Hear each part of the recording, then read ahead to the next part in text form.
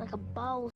All right, ladies. I don't know if I made a video about this before, but number one sign that a guy is falling out of love, and this is one of those confusing things that a lot of women and men in general struggle with. By the way, we're having a seminar next week in New York City. It's about social intelligence. We're doing it all over again. Purchase the tickets in the description down below to either watch it online or in person. Okay, there's limited tickets, so purchase it right now or I'm closing the channel. Okay, so I'll see you guys in next week. So, first is first. When you love somebody, rationality goes out the window. When you love somebody, you become myopic.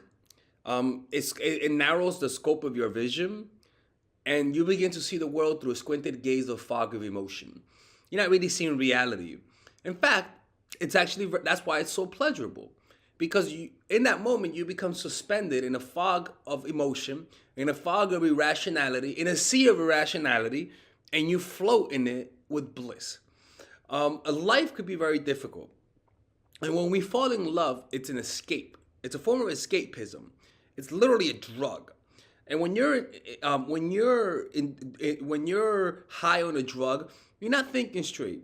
You're not in touch with reality. You're not looking at it eyeball to eyeball. You're not seeing the person's negative traits. You're not really seeing them with a sense of proportion. You're exaggerating their positive traits and you're diminishing their negative traits. You have a naive perspective. Like a child sees his parents. He sees them as all-knowing, as all-powerful. And they pretty much assume that their parents have no negatives. Now, but why is that? Because that child depends on his parents. And that child needs to assume that this person is the most powerful being in the universe, or else that kid will feel helpless and won't be able to develop properly. But as we grow older, we bring that type of naive perspective into our relationships. And when somebody falls in love, you notice that they throw reason out the window. They don't care how far you live. They don't care that you have a kid. They don't care that you're narcissistic. In fact, your negative flaws actually become the reason why they become attracted to you. The fact that you live a long distance makes them miss you more, and it makes them like you more. And so you could end up making that's why a lot of people divorce, because not because they made a rational decision why they should be with the person, but because they made an irrational decision. You gotta understand, being in love is not a rational type of thing. It's not something that you think yourself into. It just happens, and it changes the way you see the world. So when a man is falling out of love, the first thing that goes is his irrationality. He becomes rational with you. He begins to see you for who you are.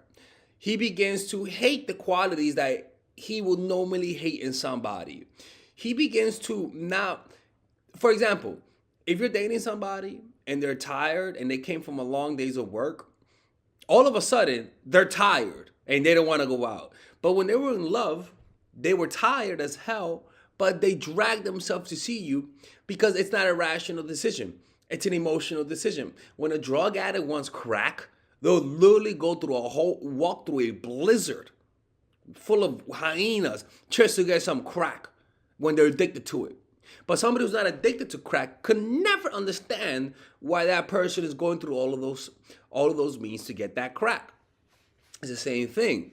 Is that when you love somebody, you pretty much act out of character. You're acting in character, because you're actually expressing the emotions that are naturally suppressed in you. You're in character. When you're in love, that's really who you are, your irrational self. So that guy all of a sudden will start, when the guy's falling out of love, he's gonna start saying, baby, I can't see you because you're too far away. And you were like, baby, but I've been this distance this whole time. And now he's like, well, I'm more busy with work and I don't got time. What was easy for him to text you back, now he takes hours to text you back. He'll say, baby, I couldn't text you back because I was working. But you're like, you were doing the same shit last year and now all of a sudden it's a problem? Yes, because he's acting rationally. He knows if he texts you, he's gonna get distracted. He knows that you're 2 hours away. He knows that you're on the other side of the world, and this cannot work out. And that's why he's breaking up with you. But the real reason he's breaking up with you, because he's finally thinking straight. Understand that when a guy falls in love, the emotions naturally go down, and his rationality goes up. All of a sudden, he can't be with you because he lives too far and you're on the other side of the world. All of a sudden, he can't be with you because you're this, you're that, because he's too busy, because he's in another place in life, because he doesn't want this, because he wants that. When that's happening, don't try to fix the solution. Don't say I'm gonna move closer. Don't say I'll do this, I'll do that.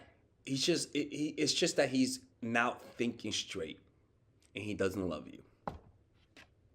That's been like that in my experience. Anytime I had a failed relationship, it's usually, or even me, when I stopped being with somebody, I did notice that the reason why I broke up with them was because what was obvious, what I didn't see before, now I see.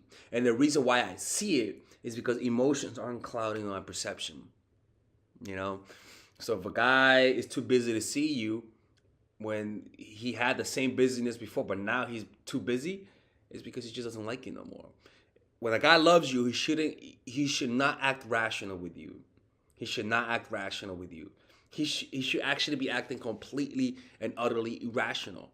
That's why some women find it offensive when a guy makes the rational decision to get a prenup. Even though I do agree, but women hate that. Why? Because they know that deep down, he's not fully, completely in love. Now, he could be in love, but the fact that you're able to think straight, wow, you know what I'm saying? The fact that you're able to think that long term, in terms of being with me, and you can literally imagine us not working out, and that's why you're doing this.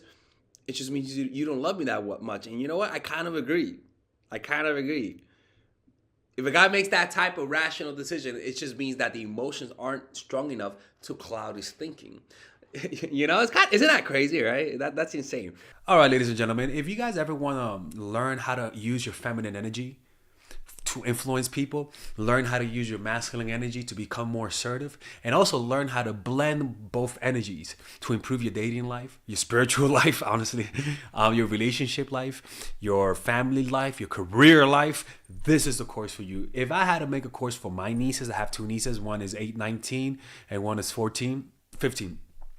16. Holy shit. Oh my God, he's a bad fucking uncle. He's a bad uncle. Get him. Shut up, Melissa. You should get this course, right? And this is the course that I will make for them. So, for example, watch the curriculum, right? In the first week, we're going to be showing you how to establish a strong masculine foundation without letting it hurt your feminine energy. This masculine foundation is a source of who you are, right? It's your bodyguard. Without this, whatever feminine energy you create will be destroyed by the outside, because your masculine is your shield. So we'll talk about goal setting. We'll talk about how to develop a serious attitude. We're going to be talking about how to use more logic, how to use more goal-oriented behavior. It's more how to be a man. Now the next one is how to embrace the feminine energy, right? This one will teach you about how to minimize excessive masculine traits, developing self-awareness, healing abundant feminine energy, regulating your emotion, mastering voice qualities and facial expressions, surrendering control, and allowing pain to be felt. This is honestly, this will supercharge, like Kaioken, your masculine energy. After that, we have femininity in the workplace, and how to be feminine in the workplace without letting people take advantage of you, and the nuances of how women of power should behave versus women who are subordinates in the workplace, and even the dress code. This is based on psychology, people. It's kind of insane. I'm actually excited about this one. The next week, we talk about navigating the labyrinth of male and female friendship, and this a lot of women find confusing, so we talk about that. And how to identify envious friends, how to identify the good friends, how to keep male friends, and how to keep female friends. Week 5, we talk about how to release the burden of the past and stop and destroy mental projections. This is actually really powerful. And then week 6, we talk about how to increase your observational power so that you can read people better. And we have a bunch of bonuses. The course starts at $99, and you guys can pre-order the course today at $69 before it goes out. If you're watching this, most likely I'm in the meditation retreat, so most likely I will be praying for all of you guys.